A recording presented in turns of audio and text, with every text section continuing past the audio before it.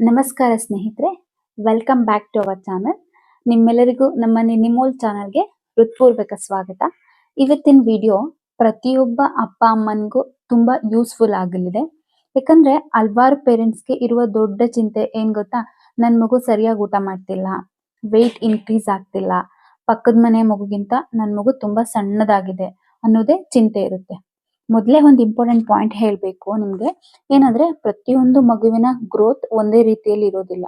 ಕೆಲ ಮಕ್ಕಳು ಸಹಜವಾಗಿಯೇ ಸಣ್ಣ ದೇಹ ಹೊಂದಿರ್ತಾರೆ, ಆದ್ರಿಂದ ಮಾತ್ರ ಅವರು ಅನ್ಹೆಲ್ತಿ ಇದ್ದಾರೆ ಅಂತ ಅರ್ಥ ಅಲ್ಲ. ಮಗು ಚೆನ್ನಾಗಿ ಆಟ ಆಡ್ತಿದ್ರೆ, ನಗ್ನಗ್ತಾ ಇದ್ರೆ, ಹೊಸದನ್ನ ಏನಾದ್ರೂ ಕಲಿತಾ ಇದ್ರೆ, ಮತ್ತೆ ಪೀಡಿಯಾಟ್ರಿಷಿಯನ್ ಬೆಳವಣಿಗೆ ಸರಿಯಾಗಿದೆ ಎಂದು ಹೇಳಿದ್ರೆ ಅನಗತ್ಯವಾಗಿ ಚಿಂತಿಸುವ ಅಗತ್ಯ ಇಲ್ಲ. ಆದ್ರೆ ಮಗುವಿನ ವೆಯ್ಟ್ ತುಂಬಾ ಕಡಿಮೆ ಇದ್ರೆ ಅಥವಾ ತಿಂಗಳುಗಟ್ಲೆ ಯಾವುದೇ ವೆಯ್ಟ್ ಗೇನ್ ಕಾಣಿಸ್ತಿದ್ರೆ ಆಗ ಆಹಾರದ ಕಡೆ ಸ್ವಲ್ಪ ಹೆಚ್ಚು ಗಮನ ಕೊಡ್ಬೇಕಾಗುತ್ತೆ. ಮತ್ತೆ ಮಕ್ಕಳು ಹೆಚ್ಚು ತಿನ್ಬೇಕು ಅನ್ನೋದು ಮುಖ್ಯ ಅಲ್ಲ, ಅವರು ತಿನ್ನುವ ಆಹಾರದಲ್ಲಿ ಸರಿಯಾದ ನ್ಯೂಟ್ರಿಷನ್ ಇರಬೇಕು. ಅದೇ ಆರೋಗ್ಯಕರ ಗ್ರೋತ್ ಮತ್ತೆ ಡೆವಲಪ್ಮೆಂಟ್ ನ ನಿಜವಾದ ರಹಸ್ಯ ಅಂತ ಹೇಳ್ಬೋದು. ಇವತ್ತು ನಾವು ಮಗುವಿನ ವೆಯ್ಟ್ ಗೇನ್ ಜರ್ನಿಗೆ ಸಹಾಯ ಮಾಡುವ 12 ಸೂಪರ್ ಫುಡ್ಸ್ ಬಗ್ಗೆ ಒಂದೊಂದಾಗಿ ತುಂಬಾ ಸರಳವಾಗಿ ತಿಳ್ಕೊಳ್ಳೋಣ. ಹಾಗಾದ್ರೆ ಮೊದಲಿಗೆ ನಾವು ಬನಾನಾ ಬಗ್ಗೆ ಮಾತಾಡೋಣ. ಸ್ನೇಹಿತರೆ, ನಮ್ಮ ಮನೆಯಲ್ಲಿ ಸುಲಭವಾಗಿ ಸಿಗುವ ಬನಾನಾ ಮಕ್ಕಳಿಗೆ ತುಂಬಾ ಒಳ್ಳೆಯದು. ಅಂದ್ರೆ ನ್ಯಾಚುರಲ್ ಎನರ್ಜಿ ಫುಡ್ ಕೂಡ ಹೌದು ಇದು. ಇದರಲ್ಲಿ ಕಾರ್ಬೋಹೈಡ್ರೇಟ್ಸ್, ಪೊಟ್ಯಾಷಿಯಂ, ವಿಟಮಿನ್ B6 ಮತ್ತು ಸ್ವಲ್ಪ ಪ್ರಮಾಣದಲ್ಲಿ ಫೈಬರ್ ಕೂಡ ಇರುತ್ತೆ. ಈ ಎಲ್ಲಾ ನ್ಯೂಟ್ರಿಷನ್ ಮಗುವಿಗೆ ತಕ್ಷಣ ಎನರ್ಜಿನ ನೀಡುತ್ತೆ. ದಿನವಿಡೀ ಆಟವಾಡುವ ಮಕ್ಕಳಿಗೆ ಈ ಎನರ್ಜಿ ತುಂಬಾ ಮುಖ್ಯ ಅಂತ ಹೇಳ್ಬೋದು. ಅಷ್ಟೇ ಅಲ್ಲ ಸ್ನೇಹಿತರೆ, ಬನಾನಾ ತುಂಬಾ ಈಸಿ ಟು ಡೈಜೆಸ್ಟ್ ಆಗಿರುತ್ತೆ. ಆದ್ರಿಂದ ಇದನ್ನ ಬೆಳಿಗ್ಗೆ ಬ್ರೇಕ್ಫಾಸ್ಟ್ ನಂತರ ಅಥವಾ ಸಂಜೆ ಹೆಲ್ತಿ ಸ್ನಾಕ್ ಆಗಿ ಕೊಡ್ಬೋದಾಗಿರುತ್ತೆ. ಮತ್ತೆ ಮಲಬದ್ಧತೆ ಇರುವಂತಹ ಮಕ್ಕಳಿಗೂ ಇದು ತುಂಬಾ ಸಹಾಯ ಮಾಡುತ್ತೆ. ಯಾಕಂದ್ರೆ ಇದರಲ್ಲಿ ಫೈಬರ್ ಇರೋದ್ರಿಂದ ಜೀರ್ಣಕ್ರಿಯೆಯನ್ನ ಉತ್ತಮಗೊಳಿಸುತ್ತದೆ. ಮತ್ತೆ ಸ್ನೇಹಿತರೆ, ಇಲ್ಲಿ ಹಲವಾರು ಪೇರೆಂಟ್ಸ್ ಮಾಡೋ ಒಂದು ಕಾಮನ್ ಮಿಸ್ಟೇಕ್ ಏನ್ ಗೊತ್ತಾ, ಬಾಳೆಹಣ್ಣಿಗೆ ಹೆಚ್ಚು ಸಕ್ಕರೆನ ಸೇರಿಸಿ ಕೊಡೋದು. ಆದ್ರೆ ಅದಕ್ಕೆ ಅಗತ್ಯನೇ ಇರೋದಿಲ್ಲ. ಯಾಕಂದ್ರೆ ಚೆನ್ನಾಗಿ ಹಣ್ಣಾದ ಬಾಳೆಹಣ್ಣಲ್ಲೇ ನ್ಯಾಚುರಲ್ ಸ್ವೀಟ್ನೆಸ್ ಇರುತ್ತೆ. ಅದನ್ನ ಚೆನ್ನಾಗಿ ಮ್ಯಾಶ್ ಮಾಡಿ ಹಾಗೆ ಕೊಟ್ರೆ ಸಾಕಾಗುತ್ತೆ. ಮತ್ತೆ 1 ವರ್ಷದ ನಂತರದ ಮಕ್ಕಳಿಗೆ ಮಿಲ್ಕ್, ಬನಾನಾ ಮತ್ತೆ ಸ್ವಲ್ಪ ಓಟ್ಸ್ ಸೇರಿಸಿ ಹೆಲ್ದಿ ಸ್ಮೂತಿ ಮಾಡ್ಕೊಡ್ಬಹುದು. ಬೇಕಿದ್ರೆ ಅದಕ್ಕೆ ನೆನೆಸಿದ ಬಾದಾಮಿ ಪೇಸ್ಟ್ ಸೇರಿಸಿದ್ರೆ ಇನ್ನೂ ಹೆಚ್ಚು ಪ್ರೋಟೀನ್ ಸಿಗುತ್ತೆ. ಮತ್ತೆ ಹೆಲ್ದಿ ಫ್ಯಾಟ್ಸ್ ಕೂಡ ಇರುತ್ತೆ, ಹಾಗೆ ಕ್ಯಾಲೋರೀಸ್ ಕೂಡ ಇದರಲ್ಲಿ ಸಿಗುತ್ತೆ. ಮತ್ತೆ ಇಲ್ಲಿ ಒಂದು ಇಂಟ್ರೆಸ್ಟಿಂಗ್ ಫ್ಯಾಕ್ಟ್ ಹೇಳ್ತೀನಿ.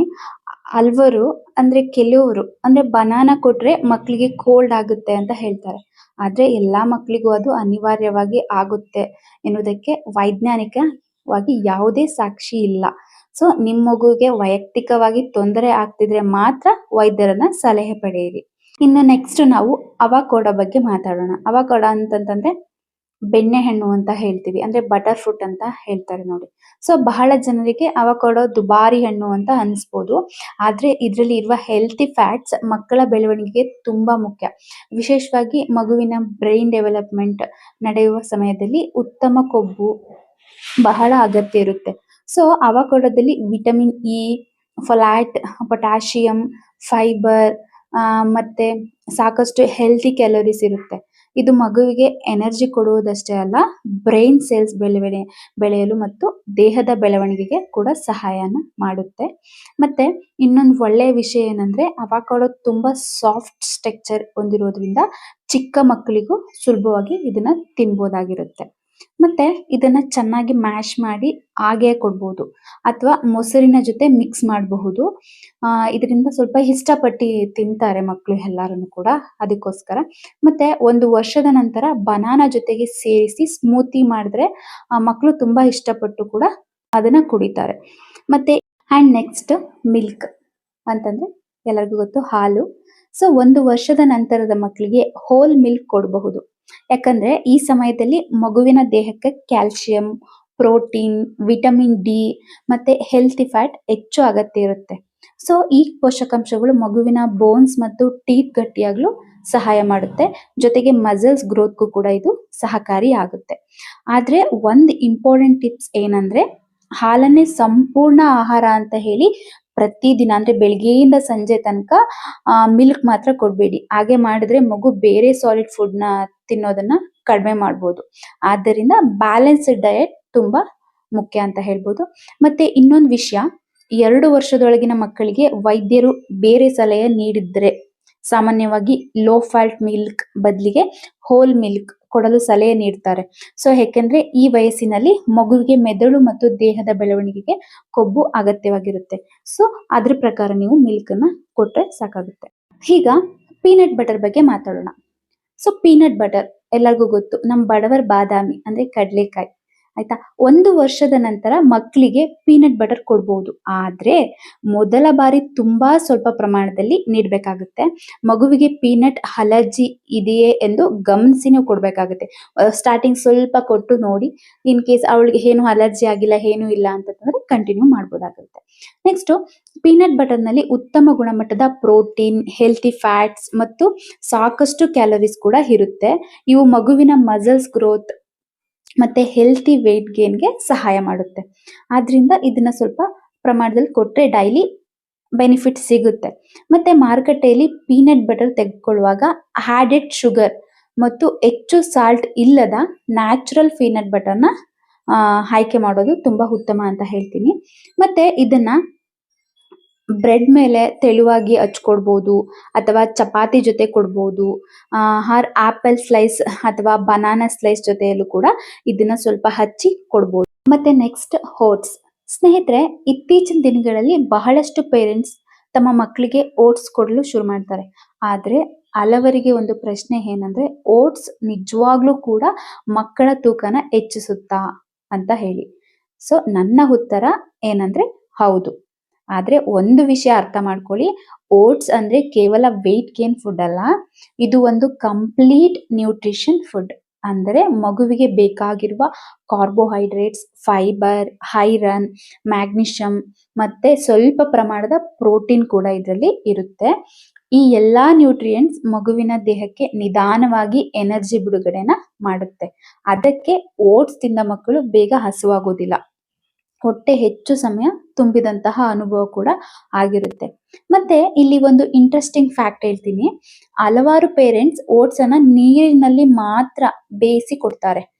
ಆದ್ರೆ ಹಾಗೆ ಕೊಟ್ರೆ ಮಗುವಿಗೆ ರುಚಿಯಾಗದೆ ಇರಬಹುದು. ಅಂದ್ರೆ ಜಸ್ಟ್ ನೀರಿನಲ್ಲಿ ಆಡ್ ಮಾಡಿ ಕೊಟ್ಟಾಗ ಅದು ಅಷ್ಟೊಂದು ಟೇಸ್ಟ್ ಕೂಡ ಅನ್ಸ್ದೇನೆ ಇರ್ಬೋದು ಬೇಬಿಗೆ. ಹಾಗಾಗಿ 1 ವರ್ಷದ ನಂತರದ ಮಕ್ಕಳಿಗೆ ಹೋಲ್ ಮಿಲ್ಕ್ ನಲ್ಲಿ ಓಟ್ಸ್ ಬೇಯಿಸಿ ಕೊಡಬಹುದು. ಅದಕ್ಕೆ ಚೆನ್ನಾಗಿ ಹಣ್ಣಾದ ಬನಾನಾ, ಸ್ವಲ್ಪ ಡೇಟ್ಸ್ ಪೇಸ್ಟ್ ಅಥವಾ ನೆನೆಸಿದ ಬಾದಾಮಿ ಪೇಸ್ಟ್ ಸೇರಿಸಿದ್ರೆ ಅದರ ನ್ಯೂಟ್ರಿಷನ್ ವ್ಯಾಲ್ಯೂ ಇನ್ನ ಹೆಚ್ಚಾಗುತ್ತೆ. ಮತ್ತೆ ಚಿಕ್ಕ ಮಕ್ಕಳಿಗೆ ಓಟ್ಸ್ ಕೊಡ್ಬೇಕಾದ್ರೆ ಚೆನ್ನಾಗಿ ಬೇಯಿಸಿ ಸಾಫ್ಟ್ ಆಗುವಂತೆ ಮಾಡಿ ಮತ್ತೆ ನಂತರ ಮ್ಯಾಶ್ ಮಾಡಿ ಕೊಟ್ರೆ ತಿನ್ನಲು ಸುಲಭವಾಗಿರುತ್ತೆ. ಮತ್ತೆ ಸ್ನೇಹಿತರೆ, ಇನ್ನೊಂದು ವಿಷಯ ಏನಂದ್ರೆ, ಮಗು ಮೊದಲ ದಿನವೇ 1 ಬಟ್ಲು ಓಟ್ಸ್ ತಿಂತಿದೆ ಅಂತ ನಿರೀಕ್ಷಿಸಬೇಡಿ. ಹೊಸ ಫುಡ್ ಆದ್ದರಿಂದ ಮೊದಲಿಗೆ 2 ಅಥವಾ 3 ಚಮಚ ಕೊಟ್ಟು ನಿಧಾನವಾಗಿ ಪ್ರಮಾಣವನ್ನ ಹೆಚ್ಚಿಸ್ತಾ ಹೋಗಿ. ಮತ್ತೆ ಇನ್ನೊಂದೇನಂದ್ರೆ, ಒಂದು ಕಾಮನ್ ಮಿಸ್ಟೇಕ್ ಬಗ್ಗೆ ಮಾತಾಡೋಣ.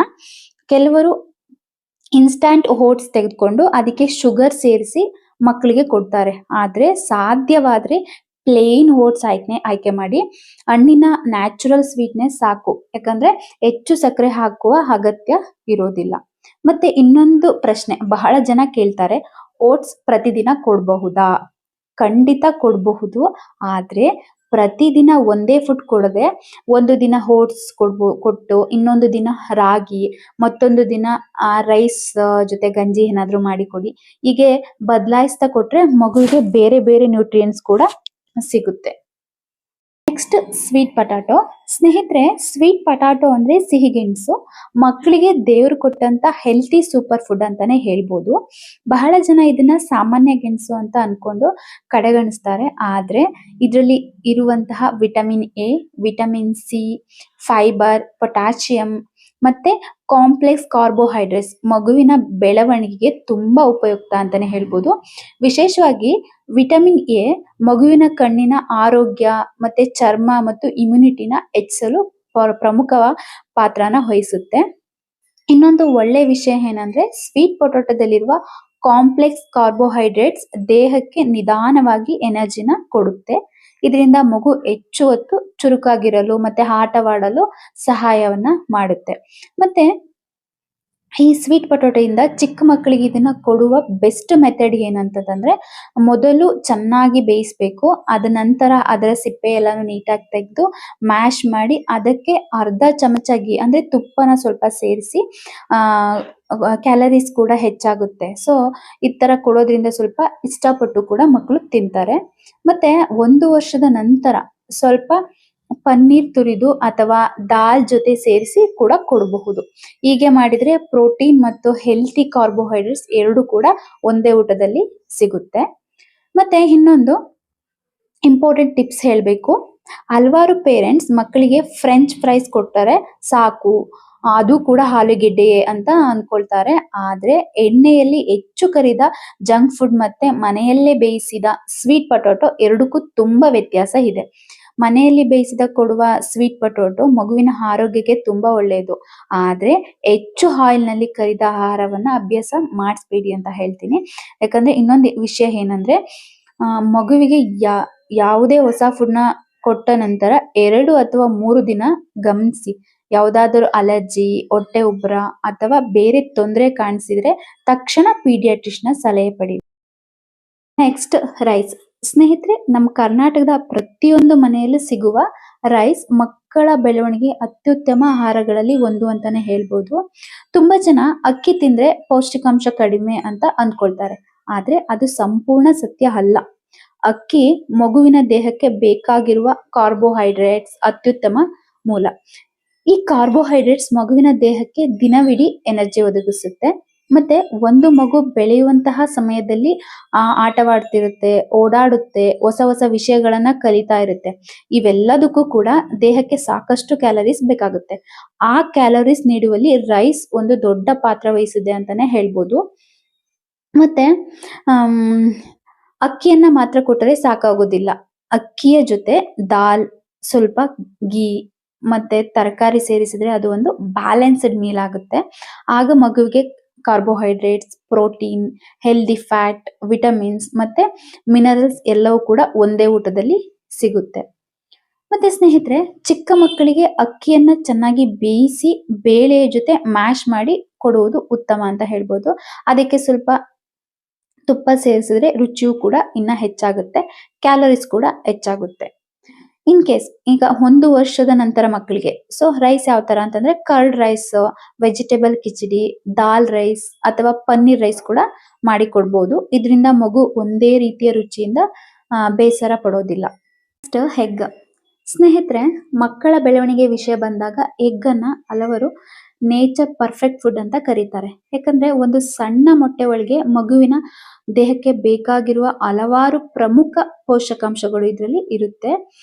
ಮತ್ತೆ ಎಗ್ ನಲ್ಲಿ ಉತ್ತಮ ಗುಣಮಟ್ಟದ protein, healthy fat, vitamin B12, vitamin D ಮತ್ತೆ ಐರನ್ ಮತ್ತೆ ವಿಶೇಷವಾಗಿ ಕೋಲಿನ್ ಎಂಬ ಪೋಷಕಾಂಶ ಇರುತ್ತೆ. ಈ ಕೋಲಿನ್ ಮಗುವಿನ ಬ್ರೈನ್ ಡೆವಲಪ್ಮೆಂಟ್ ಮತ್ತೆ ಮೆಮೊರಿ ಬೆಳೆಯಲು ಕೂಡ ತುಂಬಾ ಕೆಲಸನ ಮಾಡುತ್ತೆ.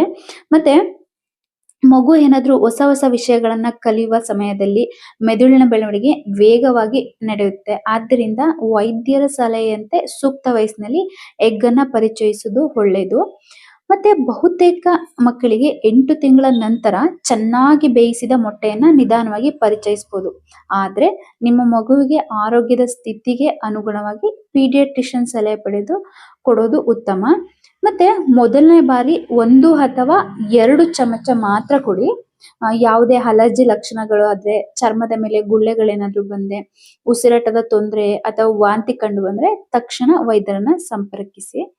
ಮತ್ತೆ ಎಗ್ ಕೊಡೋ ಬೆಸ್ಟ್ ಮೆಥಡ್ ಏನಂತಂದ್ರೆ, ಮೊಟ್ಟೆಯನ್ನ ಸಂಪೂರ್ಣವಾಗಿ ಬೇಯಿಸಿ ಅದನ್ನ ಮ್ಯಾಶ್ ಮಾಡಿ ಸ್ವಲ್ಪ ಘೀ ಅಥವಾ ದಾಲ್ ಜೊತೆ ಬೆರೆಸಿ ಕೊಡಬಹುದು. ದೊಡ್ಡ ಮಕ್ಕಳಿಗೆ ಎಗ್ ಬುರ್ಜಿ, ಎಗ್ ಆಮ್ಲೆಟ್ ಅಥವಾ ಎಗ್ ರೈಸ್ ಕೂಡ ಮಾಡಿ ಕೊಡಬಹುದು. ಆದ್ರೆ ಹೆಚ್ಚು ಖಾರ ಅಥವಾ ಹೆಚ್ಚು ಎಣ್ಣೆನ ಬಳಸೋದಿಕ್ಕೆ ಹೋಗಬೇಡಿ. ಮತ್ತೆ ಇಲ್ಲಿ ಒಂದು ಇಂಟ್ರೆಸ್ಟಿಂಗ್ ಫ್ಯಾಕ್ಟ್ ಹೇಳ್ತೀನಿ. ಹಲವರು ಮೊಟ್ಟೆಯ ಹಳದಿ ಭಾಗ ಕೊಲೆಸ್ಟ್ರಾಲ್ ಇದೆ ಅಂತ ಹೇಳಿ ಮಕ್ಕಳಿಗೆ ಕೊಡೋದಿಲ್ಲ. ಆದ್ರೆ ಆರೋಗ್ಯವಂತ ಮಕ್ಕಳಿಗೆ ವೈದ್ಯರು ಬೇರೆ ಸೂಚನೆ ನೀಡಿದ್ರೆ ಎಗ್ ಹೋಕ್ ನಲ್ಲಿಯೇ ಹಲವಾರು ಮುಖ್ಯ ವಿಟಮಿನ್ಸ್, ಹೆಲ್ದಿ ಫ್ಯಾಟ್ ಮತ್ತೆ ಕೋಲಿನ್ ಇರುತ್ತೆ. ಆದ್ರಿಂದ ಅದನ್ನ ಅನಗತ್ಯವಾಗಿ ತಪ್ಪಿಸುವ ಅಗತ್ಯವಿಲ್ಲ. ಮತ್ತೆ ಇನ್ನೊಂದು ಮುಖ್ಯ ಸಲಹೆ ಏನಂದ್ರೆ ಮಕ್ಕಳು ಹಸಿವಾಗಿದ್ದಾಗಲೇ ಹೊಸ ಫುಡ್ ನ ಪರಿಚಯ ಮಾಡಿ ಬಲವಂತವಾಗಿ ತಿನ್ಸೋದ್ರಿಂದ ಮಕ್ಕಳು ಆಹಾರವನ್ನ ಇಷ್ಟಪಡದೆ ಹೋಗ್ಬೋದು. ಮತ್ತೆ ಊಟದ ಸಮಯನ ಹ್ಯಾಪಿ ಟೈಮ್ ಆಗಿ ಮಾಡಿ. ಹೇಗಂದ್ರೆ ಮಗುವಿನ ಜೊತೆ ಮಾತನಾಡ್ತಾ, ಹಾಡನ್ನ ಹೇಳ್ತಾ ಅಥವಾ ಕತೆ ಹೇಳ್ತಾ ಊಟ ಮಾಡಿಸಿದ್ರೆ ಅವರು ಹೆಚ್ಚು ಆಸಕ್ತಿಯಿಂದ ತಿಂತಾರೆ. ಹಾಗಾಗಿ ಈ ವಿಡಿಯೋ ನಿಮ್ಗೆ ಹೆಲ್ಪ್ಫುಲ್ ಅನ್ಸಿದ್ರೆ ಒಂದು ಲೈಕ್ ಮಾಡಿ, ನಿಮ್ಮ ಫ್ರೆಂಡ್ಸ್ ಮತ್ತೆ ಪೇರೆಂಟ್ಸ್ ಗ್ರೂಪ್ ಜೊತೆ ಶೇರ್ ಮಾಡಿ ಅಂಡ್ ನಿಮ್ಮ ನಿನಿಮೋಲ್ ಚಾನಲ್ಗೆ ಸಬ್ಸ್ಕ್ರೈಬ್ ಮಾಡಿ ಮತ್ತು ಬೆಲ್ ಐಕಾನ್ ಒತ್ತೋದನ್ನ ಮರಿಬೇಡಿ. ಧನ್ಯವಾದಗಳು. ಮತ್ತೆ ಮುಂದಿನ ವಿಡಿಯೋದಲ್ಲಿ ಭೇಟಿಯಾಗೋಣ.